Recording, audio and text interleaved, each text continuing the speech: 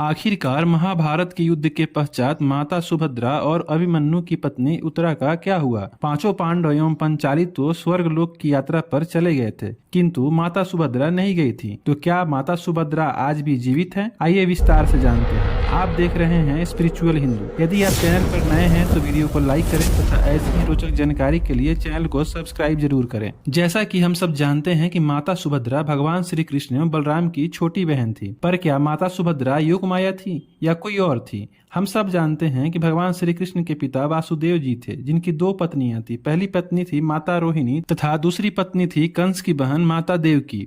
जब कंस अपनी बहन देवकी की शादी अपने मित्र वासुदेव जी से कराई, तब आकाशवाणी से उसे पता चला कि देवकी के गर्भ से जन्म लेने वाला 8वां पुत्र ही उसके मौत का कारण बनेगा। जिसके पश्चात देवकी एवं वासुदेव जी को कारागार में डलवा दिया था। इसके पश्चात कंस ने माता देवकी के प्रथम 6 पुत्रों को बड़े ही बेरहमी से मार डाला, क्योंकि कंस कोई भी खतरा नहीं मोल लेना चाहता था। किंतु जब माता देवकी 7वीं बार गर्भवती हुई तो उनके प्रसव से पूर्व ही उनका गर्भ वासुदेव जी की पहली पत्नी माता रोहिणी के गर्भ में प्रतिस्थापित हो गया तथा माता रोहिणी के गर्भ से ही बलराम जी का जन्म हुआ था। जब 8वें पुत्र के रूप में भगवान श्री कृष्ण का जन्म हुआ, तब प्रभु माया से माता देवकी एवं वासुदेव जी की बेड़ियां अपने आप खुल गई। सभी पहरेदार घोर निंद्रा में चले गए। यमुना जी ने स्वयं वासुदेव जी को रास्ता प्रदान किया तथा वासुदेव जी को आत्मबोध हुआ और वे अपने दोस्त नंद बाबा के यहाँ भगवान श्री कृष्ण को लेकर चले गए। उसी समय नंद बाबा की पत्नी यशोदा माँ ने भी एक पुत्री को जन्म दिया था, जिसे नंद बाबा के सहमति के पश्चात वासुदेव जी वापस लेकर चले आए। कंस ने जब अगले दिन उस बालिका को हाथ में लेकर जैसे ही शिला पर पटकना चाहा, वैसे ही बालिका हाथ से उड़कर योग माया का रूप धारण कर बोली, हे दुष्ट,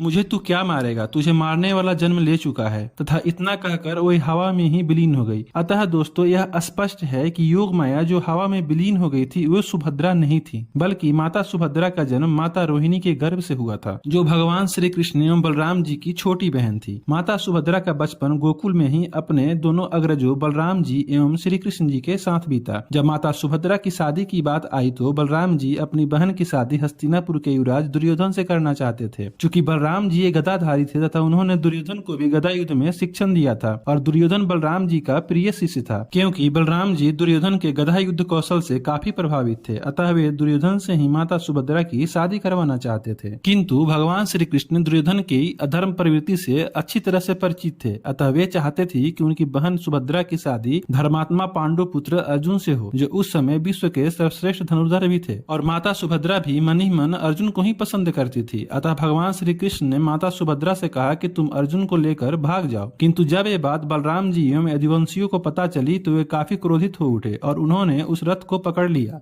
और यहाँ तक कि युद्ध की स्थिति उत्पन्न हो गई। फिर भगवान श्री कृष्ण सामने आए और उन्होंने माता सुभद्रा से यथार्थ कहने को कहा। तब माता सुभद्रा ने कहा कि अर्जुन मुझे लेकर नहीं भाग रहे थे, बल्कि मैंने ही इनका अपहरण किया था, क्योंकि मैं इन्हें पसंद करती हूँ तथा इन्हीं से शादी भी करना चाहती हूँ। फिर जाकर सभी यदुवंशी एवं बलराम जी शांत हुए तथा माता सुभद्रा एवं अर्जुन का विवाह बड़े धूमधाम से संपन्न किया गया। किंतु अब सबसे बड़ी समस्या थी इंद्रप्रस्थ के महल में माता सुभद्रा एवं अर्जुन के प्रवेश की, क्योंकि अर्जुन सहित 5 पांडवों ने पंचाली को यह वचन दिया था कि उनके रहते दूसरी पत्नी को इस महल में लेकर नहीं आएंगे। किंतु माता सुभद्रा तो ठहरी भगवान श्री कृष्ण की बहन, अतः उन्हें बुद्धि एवं मधुर वाणी अपने बड़े भाई से ही प्राप्त हुई थी। अतः उन्होंने अपनी मधुर वाणी एवं विवेक से पंचाली को मना लिया तथा दोनों ही बड़े प्रेम से इंद्रप्रस्थ में एक साथ रहने लगी। समय बीतता गया और नियति अपना खेल खेलते गई। द्यूत क्रीड़ा हुआ, पांडवों को वनवास हुआ और फिर महाभारत का युद्ध हुआ। ये सभी बातें तो आप सभी को तो पता ही है। महाभारत के युद्ध के बाद जब कौरवों का नाश हो गया, तब माता गांधारी ने पुत्र मुंह में भगवान श्री कृष्ण एवं यदुवंशियों को श्राप दिया कि ऐसे ही एक दिन सभी यदुवंशी आपस में ही लड़कर मारे जाएंगे। महाभारत के 36 साल बाद ऐसा ही समय आया और सभी यदुवंशी आपस में ही लड़कर मारे गए। भगवान श्री कृष्ण को भी व्याधा का तीर पैर में लगा और वो भी अपने परम धाम को वापस चले गए। बलराम जी ने समाधि ले ली। पांडव अभिमन्यु के पुत्र राजा परीक्षित को हस्तिनापुर का राजा बनाया तथा कर्ण के पुत्र वृषकेतु को इंद्रप्रस्थ एवं अंग का राजा बनाया तथा स्वर्गलोक की यात्रा पर निकल पड़े, जिसके पश्चात एक एक कर चारों पांडव एवं द्रौपदी की रास्ते में ही मृत्यु हो गई। सिर्फ युधिष्ठिर ही सदैव स्वर्गलोक पहुंच सके थे, किंतु माता सुभद्रा एवं उत्तरा उस समय पांडवों के साथ नहीं गई थी। तो आखिर इन दोनों का क्या हुआ? परीक्षित जब राजा बने तो उनके राजकाज में सहायता करने के पश्चात जब वे एक सशक्त एवं स्वयं युग राजा बन गए तब माता सुभद्रा ने परीक्षितगढ़ के पास ही गंगा नदी में अपने पुत्र वधु उत्तरा सहित